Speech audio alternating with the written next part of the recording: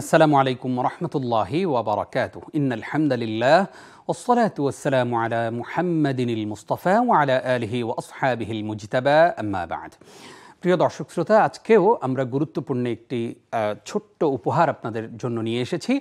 আর সেটা হলো ইসলামে বিনোদনের ব্যাপারে কি বলা হয়েছে, অর্থাৎ বিনোদনের রূপরেখা। আমরা জানি যে ইসলাম এমন একটি ধর্ম যেই ধর্মে সকল কিছু আল্লাহ রাব্বুল আলামিন দিয়ে দিয়েছেন। আমরা অনেকে মনে করি যে ইসলাম একটি কঠিন ধর্ম, যেখানে কোনো হাস্যরসের সুযোগ নেই, যেখানে বিনোদনের কোনো সুযোগ নেই, যেখানে কৌতুকের কোনো সুযোগ নেই, এইরকম আমরা বলি। কিন্তু প্রিয় দর্শক, না, ইসলাম আমাকে আপনাকে এমন সুযোগ দিয়েছে যে আমি সত্য যে কোনো বিনোদন করতে পারি। কথার কথা, আমরা অনেক সময় কৌতুক করি, কিন্তু সেই কৌতুকে কি থাকে? মানুষকে যে আমরা কৌতুক করে বিনোদন দেই, সেই কৌতুকে থাকে মিথ্যা। নবী করিম সাল্লাল্লাহু আলাইহি ওয়াসাল্লাম এই মিথ্যা পরিহার করতে বলেছেন। তিনিও কৌতুক করেছেন। নবীজি সাল্লাল্লাহু আলাইহি ওয়াসাল্লামকে একজন এসে জিজ্ঞাসা করলেন, ইয়া রাসূলুল্লাহ, আপনি কি কৌতুক করেন? নবীজি সাল্লাল্লাহু আলাইহি ওয়াসাল্লাম বললেন, হ্যাঁ, আমিও কৌতুক করি, তবে আমি আমার কৌতুকে কখনো মিথ্যাকে রাখি না, অর্থাৎ মিথ্যা কথা দিয়ে আমি কখনো কৌতুক করি না।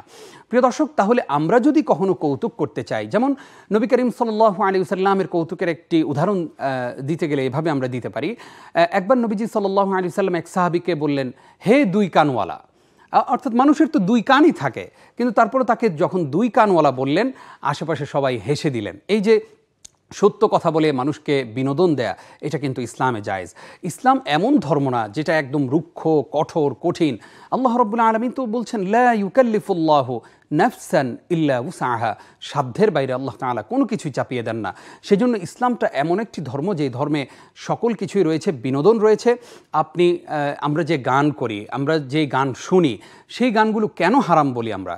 সেই গানগুলো হারাম এই জন্য বলি, সেই গানের মধ্যে থাকে যৌনতা, সেই গানের মধ্যে থাকে এমন মিথ্যা অসার কথাবার্তা, এবং গানের মধ্যে থাকে মিউজিক। সেই কারণে এই গান হারাম হয়ে যায়। যদি গানের মধ্যে সত্য কথা থাকে, যেমন দেশাত্মবোধক গান যদি কেউ গায়, সেখানে যদি কোনো মিউজিক না থাকে, সেটা অবশ্যই জায়েজ। আপনি যেই কোনো জায়গায় দেশাত্মবোধক গান আপনি গাইতে পারেন, আপনি ইসলামী সঙ্গীত গাইতে পারেন, নবী করিম সাল্লাল্লাহু আলাইহি সাল্লামের প্রশংসা করে, আপনি আল্লাহ রাব্বুল আলামিনের প্রশংসা করে গান গাইতে পারেন।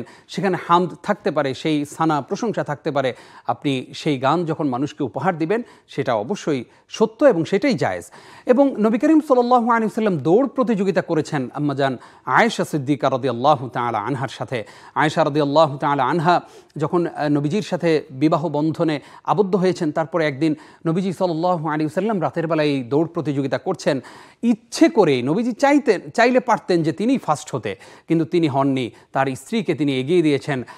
এরপরে আবার কিছুদিন পরে নবী করিম সাল্লাল্লাহু আলাইহি ওয়াসাল্লাম আরও একবার এই দৌড় প্রতিযোগিতার আয়োজন করেছেন।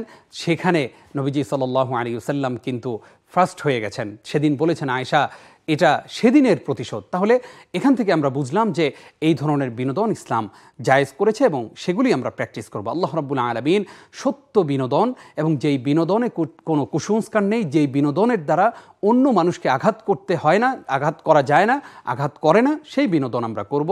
আল্লাহ রাব্বুল আলামিন আমাদেরকে আমল করার তৌফিক দান করুক, আমিন। আসসালামু আলাইকুম ওয়া রাহমাতুল্লাহি ওয়া বারাকাতুহু।